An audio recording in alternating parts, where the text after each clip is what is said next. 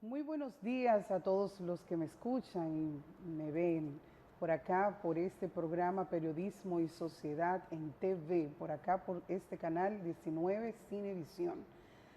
Muchísimas gracias por estar aquí en esta mañana, tempranito, 8 de la mañana. Muchas personas se acaban de levantar, otros ya están en sus actividades diarias, ¿no? Y así lo espero, de que todos estén bien. Y hoy vamos a aprender, como todos los miércoles, tenemos siempre temas importantes que van a ayudarles a todos ustedes en lo que tiene que ver con su emprendimiento, nuestro programa Vía de Emprender. Tenemos la invitada hoy otra vez. Bienvenida, Marcia Romero, ¿cómo estás? Bienvenida, buenos días, muy bien. ¿Y tú, Irene, cómo te sientes? Bien de bien, si recuerdan a Marcia que estuvo con nosotros la semana pasada. Marcia es la actual encargada de litigio judicial de la DGI. Y hoy vamos a continuar hablando acerca de temas importantes que tienen que ver con impuestos. Había dicho en el programa anterior que las personas, los empresarios le tienen miedo a los impuestos, pero realmente hablar de impuestos es sumamente importante. Yo en la trayectoria que tengo trabajando con empresas, he visto muchas empresas que han perdido completamente sus negocios, por asuntos fiscales, porque deben a la DGI, no, como dijiste en el programa anterior, que hablaste de que una de las obligaciones que tienen los contribuyentes es hacer su declaración tanto mensual como declaraciones anuales, y decías que al no hacerlo al día puede haber una sanción por esa razón. Entonces, hoy vamos a hablar y ayudar a los contribuyentes, a los empresarios. El tema especial que quiero primero tocar es acerca de la declaración anual. Yo que trabajo con las constituciones de empresas, siempre les aconsejo y les digo a los clientes, ¿verdad? Y te había dicho que yo les entrego la carta de derechos y de obligaciones de los contribuyentes, y siempre les recalco de que ellos deben realizar las declaraciones mensuales, las declaraciones anuales, aún ellos no estén en operación. Cuando constituyo las empresas, siempre yo coloco como fecha de ese cierre fiscal como el 31 de diciembre, ¿verdad? Un ejercicio fiscal desde el 1 de enero hasta el 31 de diciembre, y es el ejercicio fiscal, el ciclo fiscal anual que la mayoría de empresas elige. Pero sé que no necesariamente tiene que ser el 31 de diciembre, que ese año fiscal no necesariamente tiene que ser desde el 1 de enero hasta el 31 de diciembre, y que durante el año existen 4 fechas en que los contribuyentes pueden elegir hacer su declaración anual. Y quiero que me digas cuáles son esas fechas. Bien, sí, como bien decías, no solo hay una opción de ejercicio fiscal, de cierre de ejercicio fiscal, que es como debemos llamarle, pero esto se limita solo a las personas jurídicas. Las personas jurídicas disponen de 4 fechas de cierre. Como bien tú decías, Irene, al 31 de diciembre, que generalmente las personas es la fecha que más eligen. Pero también tenemos el 31 de marzo, tenemos el 30 de junio y el 30 de septiembre. O sea que la persona jurídica que actualmente tengan, por decir algo, una fecha de cierre al 31 de diciembre y por un asunto operativo en su contabilidad, en su cierre fiscal, le es más favorable tener, por ejemplo, el 31 de marzo, bien pueden solicitar a la Administración Tributaria un cambio de fecha de cierre. Sabemos que hay un formulario que se llama RC02, que es el que utilizan las personas jurídicas para actualizar sus informaciones. Entonces, llenando este formulario, pues entonces solicitan a la Administración la actualización de esa fecha de cierre. Pero como sabemos, y como bien es de tu experiencia, todo lo que tiene que ver con los estatutos y las asambleas, que también en las asambleas y los estatutos, principalmente en los estatutos, se establece un acápite de dónde la empresa va a cerrar.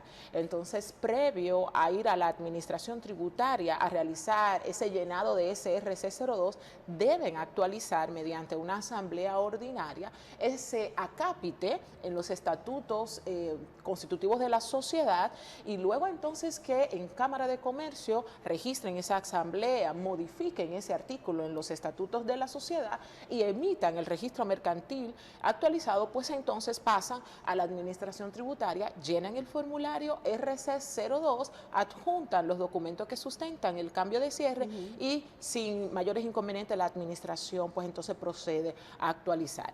Lo importante es que las personas sepan que la fecha de cierre es opcional, es decir, que no es obligatorio que sea el 31 de diciembre. Así mismo. Y muchas personas, por eso quise que aclaráramos ese punto, porque muchas personas desconocen de que existen 4 fechas que ellos voluntariamente pueden elegir al momento de la Constitución. Por ejemplo, yo cuando trabajo eso, establezco normalmente el 31 de diciembre, pero el cliente pudiera elegir otra fecha en el momento de la Constitución. Junio o septiembre. Ajá, y como tú dices, si ya tienen elegido, por ejemplo, el 31 de diciembre, pueden modificarlo mediante una asamblea que se registra ante la Cámara de Comercio, luego ante esa modificación se registra ante la DGI y se puede hacer esta modificación. Así es. ¿Por qué razón se elegiría la fecha del 31 de diciembre?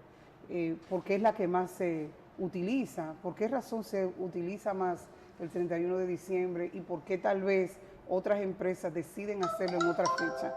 Bueno, como Administración Tributaria no pudiera dar una respuesta, pero sí voy a dar una opinión a mi consideraciones, según lo que veo. Creo que el 31 de diciembre es porque es una costumbre, o sea, te estoy diciendo que no hay un documento jurídico que diga, bueno, las personas, o una estadística, las personas eligen el 31 de diciembre por X o Y razón. Considero que es un asunto de costumbre y entiendo también que otras empresas que eligen otras fechas de cierre pudiera ser, por ejemplo, hay empresas que tienen casas matrices fuera en otros países y es muy posible, no sé, digo, es muy posible que tengan en esos países fechas de cierre o cercanas o exacta a las demás que nosotros sí tenemos en nuestro código tributario. Sí. Y por un asunto de temas contables, es lo que considero, pues ellos pueden elegir otra, que les sea más factible el cierre a modo contable en su empresa y poder entonces posteriormente hacer la declaración, que como bien tú sabes, tienen un plazo de 120 días para presentar y pagar el impuesto sobre la renta, partiendo de la fecha de cierre. Si tenemos 4 fechas de cierre, por ejemplo, 30 de junio, pues las personas jurídicas tienen 120 días partiendo de la fecha de cierre, 30 de junio, para presentar y pagar su declaración de impuestos sobre la renta. O sea que creo que es un asunto, no sé, de costumbre, de elección, porque como bien tú dijiste, el legislador no te constriñe a que exclusivamente sea el 31 de diciembre. Ni te limita tampoco a cambiar más adelante si así entiende que en tu empresa, en tu negocio sea necesario. Es importante siempre... Porque hablamos en una conversación fuera del aire, hablamos de que muchas empresas, por ejemplo, que tienen el cierre en diciembre, pero en esa fecha hay bonificación, hay otros, el pago el salario de Navidad, o sea, hay mucho movimiento en esa fecha y prefieren, como para no complicarse, no hacerlo el cierre en esa fecha, sino en una de las otras fechas que tiene Sí, todo eso tiene que disponible el ver con Código la Tributario. operatividad de la empresa. Exactamente, es algo muy opcional. Y creo que el legislador fue sabio al poderle dejar a las personas jurídicas esa mesa de elección, porque las personas físicas solamente sí tienen como fecha de cierre el 31 de diciembre. No podemos las personas físicas que realizamos el ejercicio independiente y que tributamos como personas físicas elegir otra fecha de cierre que no sea el 31 de diciembre. Exacto, recordamos que lo que consideramos como persona física son aquellas personas que están registradas en la DGI por su cédula y que declaran ante la DGI la realización de alguna actividad económica. Así es, a través del formulario IR1, que es la declaración anual, pero para las personas físicas del impuesto sobre la renta. Así es, aunque comenzamos por el final o por el medio, ¿en qué consiste la declaración anual? Excelente pregunta, Irene, y qué bueno, porque muchas veces confundimos esas obligaciones mensuales que tenemos con esa declaración anual. Cuando hablamos de declaración anual, y no es la única, porque también tenemos el impuesto a los activos para las personas jurídicas, pero vamos a limitarnos solo a hablar del impuesto sobre la renta. Esa declaración jurada anual que realizan las personas físicas o jurídicas que presentan ante la administración tributaria los ingresos, rentas que hayan obtenido durante ese ejercicio fiscal. Todas las ventas que hayas obtenido por la transferencia de bienes o por la prestación de servicio durante ese ejercicio fiscal, dígase durante 12 meses, enero, diciembre o cualquier otro periodo que elija la persona jurídica, pues dice el Código Tributario en su título 2 que se constituye renta. Está alcanzado con el impuesto sobre la renta toda utilidad o beneficio que una persona obtenga en el territorio dominicano. Nuestro impuesto sobre la renta está muy ligado es un impuesto a la fuente, porque es un impuesto territorial. Todo lo que una persona, ya sea extranjera o nacional, vamos a decir, si vienes a explotar aquí tu know-how, tu creación, vienes a generar renta, a generar riqueza, pues entonces eso está alcanzado con el impuesto sobre la renta. Y eso es esa declaración anual que nosotros muchas veces decimos, renta, declaración anual.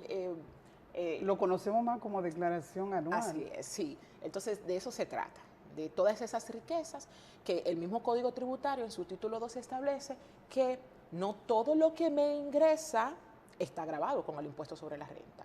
Hay exenciones dependiendo y también hay gastos que yo me puedo deducir de mi declaración. O sea, la declaración del impuesto sobre la renta está compuesto por ingresos, a modo general, claro, ingresos menos gastos. Entonces me va a dar una renta neta imponible a la que yo le voy a aplicar el impuesto sobre la renta, Irene, que para las personas físicas es un 27%.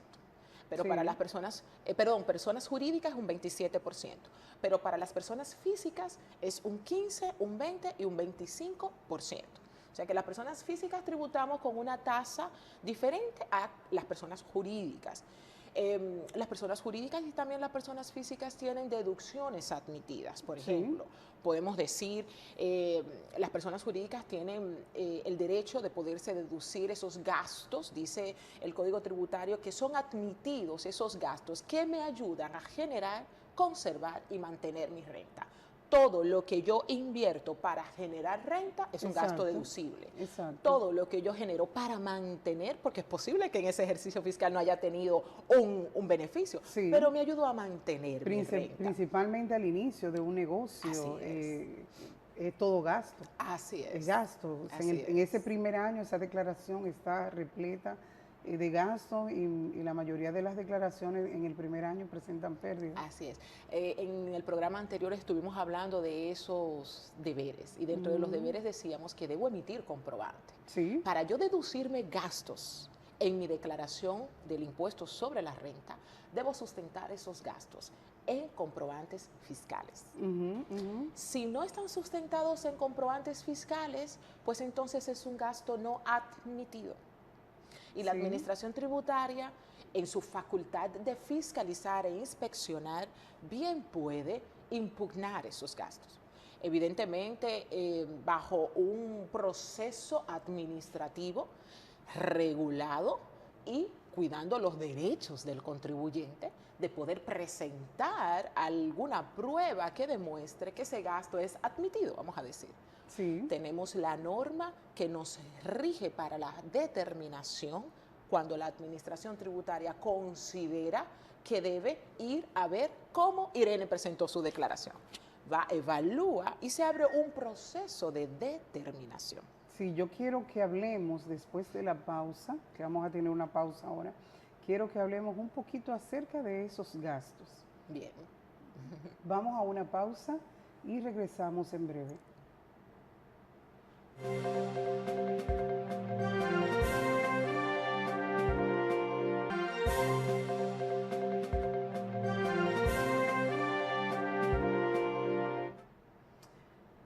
Buenos días otra vez a todos los que me escuchan y me ven por acá, por su programa Periodismo y Sociedad, en nuestra sección Vía del Emprender.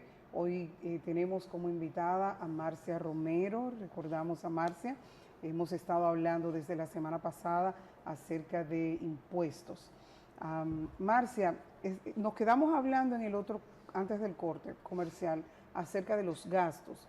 Precisamente en el día de ayer un cliente me llama y me dice, bueno, yo le pagué a una contadora para que me hiciera la declaración y cómo es posible que me salga a pagar tanto dinero, me dijo el monto, tanto dinero, porque solamente me presentó 4 meses.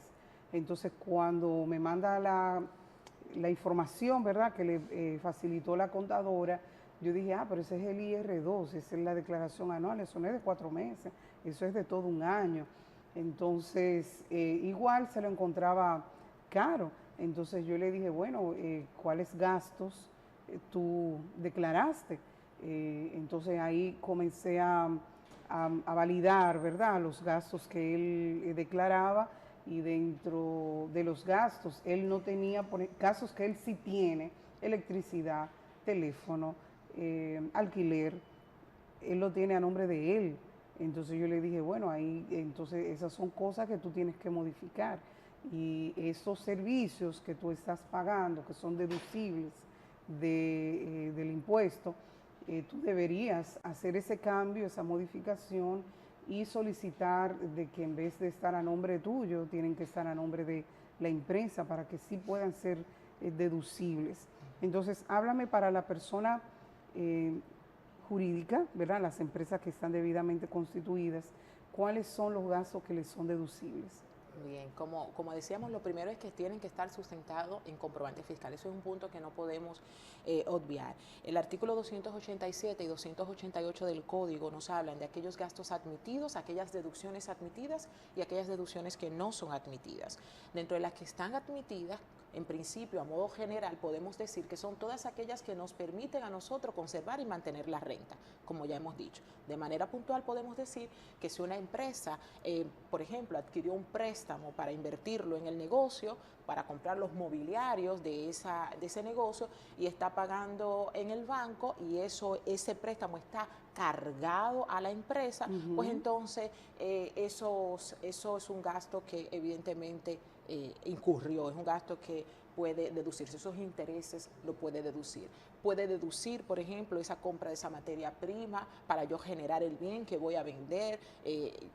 Yo me voy al fabricante, a esos mayoristas, y yo compro mis materias primas, por ejemplo, los restaurantes que compran los alimentos para hacer, esos son gastos deducibles que me lo puedo yo presentar en la declaración. Puedo presentar como gastos deducibles las primas de seguro que yo puedo pagar. Yo voy a asegurar el inmueble de mi negocio, esa prima de seguro que yo pagué, pues entonces yo la puedo deducir. Los gastos de salarios a los empleados que estén debidamente inscritos y registrados en la tesorería de la seguridad social, pues entonces también yo puedo deducirme ese gasto de esos salarios que le pago a los empleados. Los servicios, como bien decías, la electricidad, la luz, los servicios de profesionales que también puedan brindarme en mi negocio, una asesoría, un profesional que vaya a hacerme un coaching o que vaya a hacerme un levantamiento, el contador, un arquitecto, el abogado. contador, exactamente, pues entonces yo me puedo deducir ese gasto.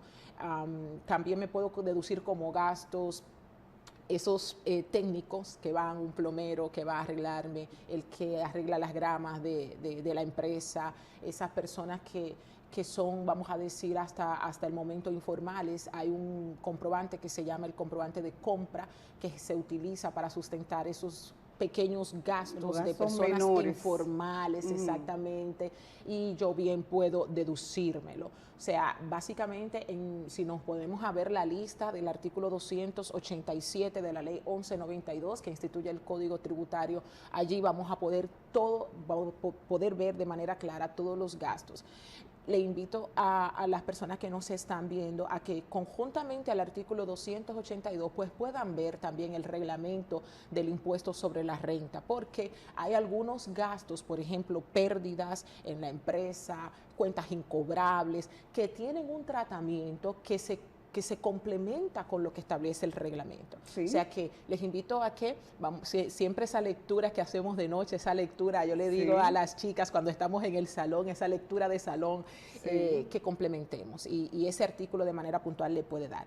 ¿Cuáles no son admitidos? Me voy a permitir. Yo te iba a preguntar, porque precisamente te tenía esa pregunta. Bueno, estamos hablando de cuáles gastos sí son deducibles, pero que no son deducibles, porque algunas personas, clientes me llaman y me dicen, bueno, si va a un restaurante, puede ser dependiendo. Va a depender, claro. Exacto. Porque yo en diciembre llevé a mi empresa, por decir un ejemplo, bueno, somos una oficina de abogados, por decir algo, soy abogada, pero ahora mismo no estoy ejerciendo más que en relación de dependencia bajo la Dirección General de Impuestos Internos, pero por decir un ejemplo, tengo un bufete de abogados y yo tengo la secretaria, el mensajero, 2 abogados más, somos 6, y para yo hacer una fiesta en un local prefiero llevarlos a almorzar. Vamos a decir que eso sí pudiera ser, porque nosotros sabemos que las empresas en diciembre le agasajan a los empleados, y esos son gastos admitidos porque son gastos que ayudan a conservar la renta. Un ambiente laboral te permite a ti. Entonces, pero hay gastos. O en mi caso, por ejemplo, que soy abogada y quiero tener una reunión con un cliente en un restaurante, en un café. Esos son gastos que la administración tributaria los observa. Porque bien puede ser para cerrar un negocio, tú como abogada, pero bien puede que no.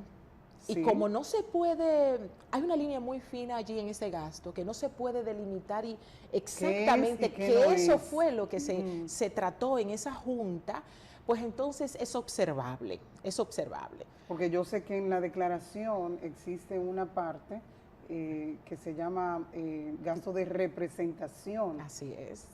Así es, pero esos gastos de representación es cuando tú como parte de la empresa vas a realizar, por ejemplo, vas a Estados Unidos a buscar unos inversionistas. Bien, hay unos gastos que se te dan a ti para que los incurras allá, para tú poder ir a buscar esos inversionistas que vienen a invertir a nuestra empresa. Sí. Bien, entonces, aún esos gastos... Por ejemplo, yo a veces voy, disculpa que te interrumpa, voy al salón de belleza y me preguntan, ¿quiere comprobante fiscal? Ahí también, dependiendo de la actividad económica que se realice, también puede ser un gasto que puede ser observable y admitido o no según el escenario. ¿Por qué? Vemos las personas que se dedican a la comunicación social, como es tu caso también, que tienen que invertir en su imagen, porque dentro de su actividad económica es parte. Pero también tienen que vestir porque son seres humanos y tienen que vestir. Exacto. Tienen que ir al salón porque son personas que son... Entonces, como son gastos tan ligados a la vida personal y también a la actividad económica, siempre son observados por la administración. Pero no quita que en ese derecho que tiene el contribuyente de poder demostrar que ese gasto ciertamente fue utilizado para generar y conservar la renta, pues entonces en ese debate de intercambio de documentos que sustentan el gasto, la veracidad del gasto, pues la administración tributaria pudiera dar aquiescencia a mantener ese gasto. Sí, y es importante que la facturación que haga la empresa de sus gastos, por ejemplo, la presentación, declaración de sus gastos esté sustentada con la actividad económica que ha declarado, tanto en la Cámara de Comercio como ante la DGI. Y es muy posible que si nosotros declaramos a la DGI gastos que no estén sustentados por esa actividad económica, que usted registró va a ser observada y le van a llamar. Posiblemente le van a llamar y le van a preguntar por qué usted está generando, por qué si usted, por ejemplo... Soy docente, yo soy docente. Exacto. Y sin embargo yo tengo muchos gastos de compras de supermercado o compra de almacenes o de ferretería. Exactamente. ¿Qué relación hay? Para una ferretería lo más lógico es que sus gastos estén orientados a ese tipo de gastos de ferretería. Si soy un plomero, ofrezco servicios de plomería, que mis gastos estén orientados a productos o servicios que estén en esa área. Así es. Entonces es muy importante que tengan eso pendiente, porque a veces a mí como abogada los clientes me preguntan, mira, yo puedo declarar como gasto ropa interior, por ejemplo, la compra del supermercado, de la casa. Y yo les explicaba eso mismo. Tal vez en un diciembre tú decides hacer una cena o preparar unas canastas de Navidad o algún tipo de evento que requiere que como empresa tú adquieras productos comestibles, alimentos, y en un diciembre se puede sustentar, pero tú todos los meses declarar un gasto de supermercado es obvio para la DGI de que es la compra de tu casa. Entonces, hay que tener mucho... Y como sabemos que eso no ayuda, siempre, esa frasecita debemos mantenerla. Sí. Si no me ayuda a generar, a mantener y a conservar mi renta, no es un gasto que nosotros podamos presentar. Sí, sabes, Marcia, que también quiero hablar, porque hemos hablado de la declaración anual para las personas jurídicas, para las empresas. ¿Qué tal el caso de la persona física? ¿Qué opción tiene la ley, ¿no? El Código Tributario para las personas físicas en cuanto a la declaración anual? Bien, las personas porque físicas... dijimos que para las personas jurídicas habían 4 fechas durante el año. Así es. Y para las personas físicas, como ya puntualizamos, solamente tenemos un solo cierre de ejercicio fiscal, que es el 31 de diciembre. Las personas físicas, tanto los asalariados como profesionales independientes, tributamos las rentas conforme a lo que hemos devengado generado desde enero a diciembre. Entonces, las personas físicas tenemos dos modalidades de deducciones, vamos a decir, o de renta que se considera exenta, la renta... lo que le llamamos exención contributiva, que para las personas físicas es la única, vamos a decir, las que son asalariadas, que no tienen gasto, es ese ingreso que el legislador me dice, no tienes que pagar impuestos sobre la renta sobre ello. Al año 2023 tenemos el monto como exento de 420.216 pesos. De ahí en adelante es que yo como persona física voy a empezar a tributar de acuerdo al aumento de mis riquezas. Ya decíamos que tenemos como tasa 15, 20 y 25. El artículo 297 nos desglosa esa escala y en la página web de la Dirección General de Impuestos Internos... ¿Esa escala cómo...? Sí, actualmente, por ejemplo... ¿Cómo se utiliza? Vamos a ver. Aquí que ustedes toman en cuenta para saber... Bueno, el mismo Código Tributario establece la escala. Por ejemplo, como en este año tenemos la exención contributiva de 416.220, entonces yo voy a empezar a tributar desde... A partir de ahí... el centavo de 416.220, un centavo, hasta 624.320 pesos. Ese rango de ingresos va a tributar el 15%. Okay. De ahí en adelante, de 624.329, un centavo, hasta 867.123 va a tributar el 20%. Okay. Luego entonces, desde 687.123, un centavo en adelante, tributará un 25%. Okay. Todas las personas físicas estamos exentas solo hasta 416.220. Este monto, así es, anual. Este monto puede ser ajustado por inflación. Ahora bien, si yo soy profesional independiente y yo tengo gastos, los gastos que estábamos hablando ahorita, yo tengo empleados, esa oficina, vamos a seguir con el mismo ejemplo, esa oficina de abogados, yo pago salarios, yo pago local, yo pago luz, los servicios, teléfono. Entonces esos gastos, internet yo lo tengo sustentado en mis comprobantes. Y esos gastos superan el monto de la exención contributiva de los 420.216. Pues yo decido mejor irme a tributar acogiéndome a mis gastos. Inmediatamente en mi declaración IR1, que es el formulario que utilizan las personas físicas, yo presento esos gastos, automáticamente se inhabilita la casilla de la exención contributiva, porque no me puedo deducir gastos y también beneficiarme con la exención contributiva. Okay. O exención contributiva o gastos. Eso es para las personas físicas. Chévere. Y los mismos gastos admitidos y no admitidos son los mismos que también hablamos para las personas jurídicas. Tiene que estar ligado a mi actividad económica y tiene que estar sustentado en comprobantes fiscales. Tal vez las personas o los clientes pudieran preguntarse, ¿cuál me conviene más?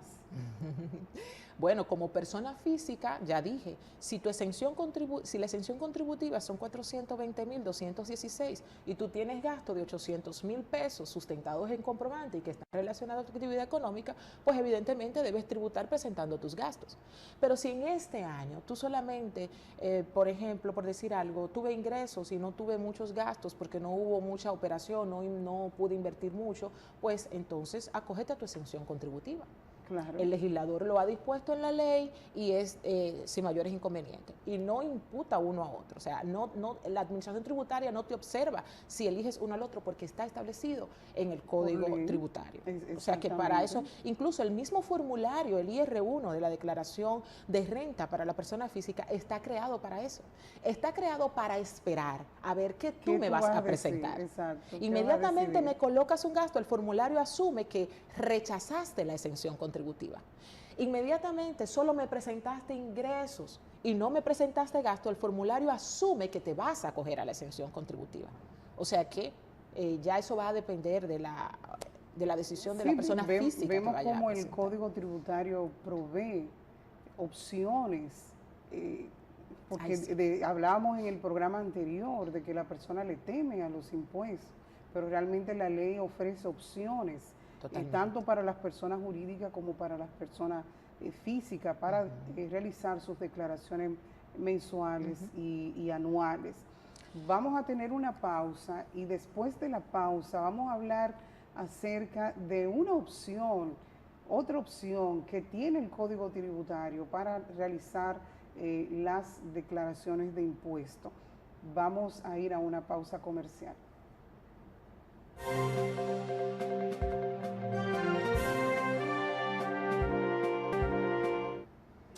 Marcia, ¿cuántos temas hemos hablado hoy acerca de la declaración anual? Y te decía que es importante también mencionar, porque hemos estado hablando acerca de la declaración mensual, la declaración anual especialmente para las empresas, pero todo aquel que tenga un RNC registrado ante la DGI está obligado a realizar la declaración, por ejemplo, la declaración anual. Dentro de eso se incluyen las organizaciones sin fines de lucro. También queremos recordarles que están obligados a realizar las declaraciones tanto mensuales como anuales, aún usted no esté en operaciones, que es una duda que las personas a veces tienen, que creen que porque no están en operaciones, no están obligados a realizar la declaración mensual o la declaración anual. Y habíamos dicho que es importante que usted le comunique a la DGI mediante esa declaración, que le llamamos una declaración informativa, de que usted no estuvo en operaciones. La única forma en que la DGI puede saber que usted no estuvo en operaciones y que no le debe aplicar ningún cargo por impuestos es si usted hace esa declaración. ¿Cierto? Así es, sí, totalmente de acuerdo, así mismo es como dices. Marcia, también quiero que hablemos acerca del RST. La gente escucha RST, régimen simplificado de tributación. ¿Qué es eso? Es raro, tú le dices a una gente y no te va a entender. Régimen simplificado de tributación. Bueno, el nombre puntualiza vamos a decir, un relax Simplificar. Vamos a cogerlo por ahí primero, por la palabra simplificado. Simple. Es una facilidad. Así es simple, es tributar de manera simple. El reglamento 265-19 instituye este régimen de tributación y es un régimen que, déjame decirte, Irene, muchas personas se acogen a ellos porque les facilita la tributación, principalmente a esas personas, esos microemprendedores, Sí. esas personas que están emprendiendo y que quieren estar apegados a la norma, pues entonces se acercan a la administración. Ese reglamento establece que tanto las personas físicas o jurídicas pueden acogerse a algunas de las modalidades que tiene el régimen simplificado de tributación. Hay dos modalidades, está la modalidad ingreso y está la modalidad de compra.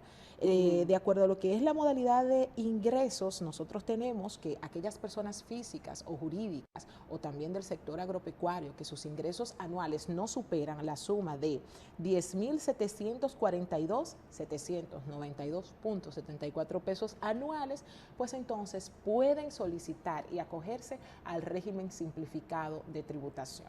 En cuanto a lo que es el régimen de compra, el régimen simplificado basado en compra, pues son aquellas personas físicas y jurídicas que sus compras no superan los 49.392.150.51 centavos en compras. Es decir, es una opción que tienen, pero lleva un parámetro. Esto es no es opcional, me voy a acoger porque quiero, sino debo cumplir con esos requisitos. ¿Lo pudieras repetir? Claro, hay montos puntuales. Para el RCT ingreso, siempre y cuando sus ingresos no superen la suma de 10.742.792.74 pesos.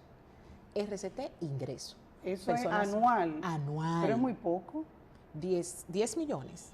Perdón, 10 millones, 10 millones. 10 millones. No, 10.742.792.74. Ahora sí. 10 millones. Y en compra, 49 millones. Ahora sí. 392.150.51. Entonces rectificamos. Así es. 10 millones para el caso de ingresos. 49 millones para el gasto de compras. Así es, para la compra. Ingresos pueden acogerse personas físicas, jurídicas y del sector agropecuario. Entonces tú tienes la opción, tú puedes decir, bueno, me voy por compras o me voy por ingresos. Así es. ¿Cuál tú crees que es mejor? Bueno, va a depender, porque te explico. Por ejemplo, las personas físicas y jurídicas que se dediquen específicamente al comercio de bienes son las que se pueden acoger al RCT compra. Bien. Hay una revista interesantísima que decir, que aquel que se dedica al área de servicios no se puede acoger a compra. Como yo no me puedo acoger a compra. ¿Por qué? Porque la declaración de compra, RCT compra, la prepara la administración tributaria tomando en consideración las compras en tu mercado local o interna o las importaciones. Dependiendo de las compras que tú realizas, es que la administración estima tu declaración. Te la envía y tú aceptas o no esa declaración. Entonces, las personas que prestamos servicios nos podemos acoger al RCT ingreso. Entonces tú dijiste, me envía, la DGI me envía. El RCT compra. La declaración RCT compra es la administración tributaria que realiza la propuesta de declaración. Es decir, que yo no tengo que ponerme a digitar nada. No, esas son de las facilidades del RCT. No tengo que ponerme a digitar factura, ni digitar nada. Así es. Entonces, en el RCT ingreso, sí, yo sí realizo la declaración, pero es una declaración simple. ¿Qué beneficios tengo yo como contribuyente cuando me acojo al RCT? Ya tú dijiste uno. No tengo que estar enviando formatos de envíos. Esos formatos 606, 607. Se la DGI, cuando es por compra, ustedes hacen la declaración, ¿no? Así es. Porque me imagino que ustedes capturan por los comprobantes fiscales de a quien yo le compré. Así es. Ellos dicen, bueno, por ese RNC se compraron Así mismo.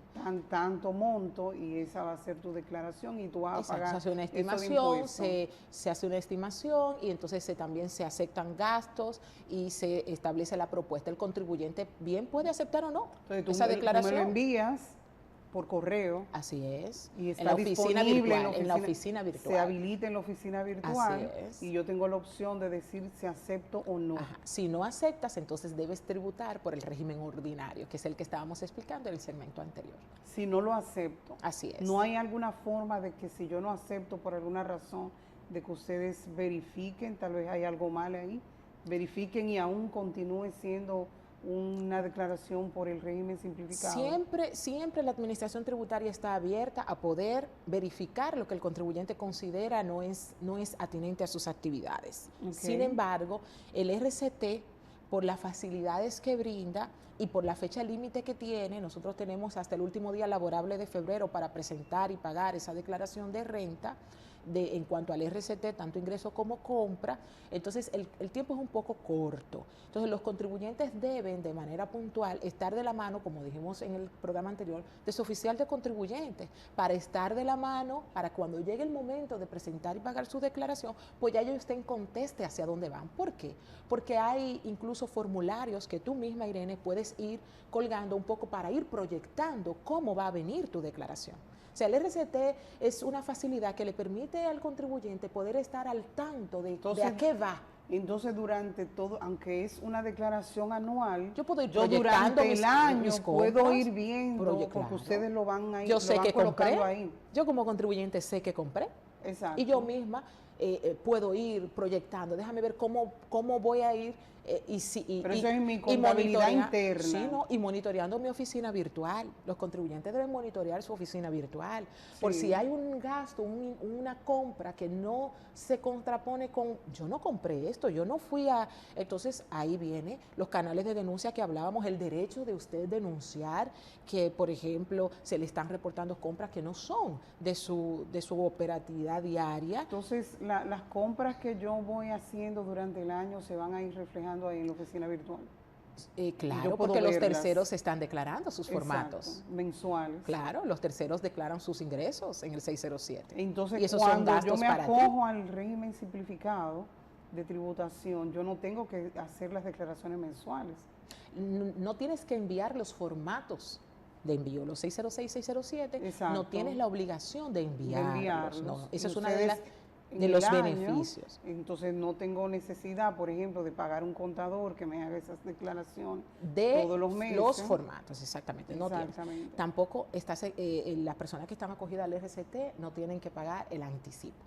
Están exentos del pago anticipado. Claro que sí. Ese pago anticipado del impuesto sobre la renta, que nosotros sabemos que la persona jurídica tiene que pagar 12 durante un año, 12 meses de anticipo, y la persona física 3 cuotas de anticipo, pues los que están acogidos al RCT están exentos del pago del anticipo.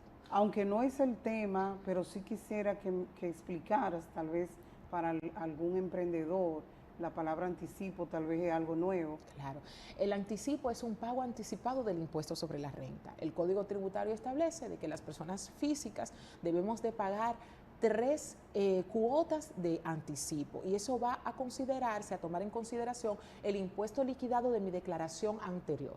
Si yo en el 2022 tuve un impuesto liquidado de 10,000 pesos, pues entonces el legislador ha establecido que para el 2023 yo estaré pagando 3 cuotas del pago anticipado del impuesto sobre la renta que yo iré a pagar cuando cierre el ejercicio fiscal del 2023, tomando en consideración los 10,000 pesos que yo pagué de impuesto liquidado en mi declaración jurada del 2022. Bien, para las personas jurídicas es igual. El Código Tributario establece de que las personas jurídicas tienen que pagar 12 cuotas del pago anticipado, también tomándose en consideración el impuesto liquidado de su ejercicio fiscal anterior. Entonces, Marcia. Entonces, los que están acogidos al RCT están exentos del pago del anticipo. Marcia, entonces, ¿el RCT es la mejor opción para los emprendedores? Esto es una modalidad de tributación para los micros, medianos, pequeños empresarios. Fíjate por el tope de ingresos y de compra. Exacto. Porque si ya tu anual superas los 10 millones que estábamos hablando de ingresos, pues ya tú tienes una liquidez importante y ya tienes que tributar por el régimen ordinario. Si ya tus compras superan los más de 49 millones que hablamos, pues ya tú tienes una operación importante. Entonces te vas a tributar en el régimen ordinario. Eso es tanto lo que es la tributación para las personas físicas que hablábamos ahorita, que están acogidas a la exención contributiva sin tener gasto, también es un beneficio para las personas físicas. Y para las personas físicas y jurídicas que se acojan al RCT, también es un alivio. ¿Por qué? No tienen que enviar formato, están exentos del pago del anticipio, disponen de un acuerdo de pago, la declaración se hace prácticamente sola, dispone de un acuerdo de pago automático para pagar el impuesto liquidado. O sea, no tengo que pagar inmediato el impuesto como en el régimen ordinario, sino que el decreto, el reglamento, me permite a mí pagarlo en 2 y 4 cuotas. 2 cuotas para las personas, para el RCT ingreso y 4 para las personas jurídicas, físicas y jurídicas. Entonces, fíjate que todas las opciones que el contribuyente tiene para realizar sus declaraciones y realmente el RST, el régimen simplificado de tributación, es una excelente opción para aquellos emprendedores que están iniciando en sus proyectos, que realmente no cuentan con esa estructura y esos recursos para poder, por ejemplo, pagar servicios contables, tal vez no tienen mucho conocimiento del, qué sé yo, de manejo de las computadoras, manejo de la oficina virtual, y es una muy buena opción para los emprendedores. Por último, quisiera saber, esa declaración bajo el régimen simplificado de tributación, ¿está obligada a hacerse el 31 de diciembre o cuenta con las otras facilidades de hacerlo en cualquier otra de las fechas en el año? Las personas que se vayan a acoger al régimen tienen que tener como fecha de cierre 31 de diciembre, incluyendo las personas jurídicas. Okay. Todos. O sea que si usted se va a acoger y no tiene esa fecha como fecha de cierre, actualice su fecha de cierre. Y la fecha de declaración del RCT, como decía al principio, es a más tardar el último día laborable del mes de febrero.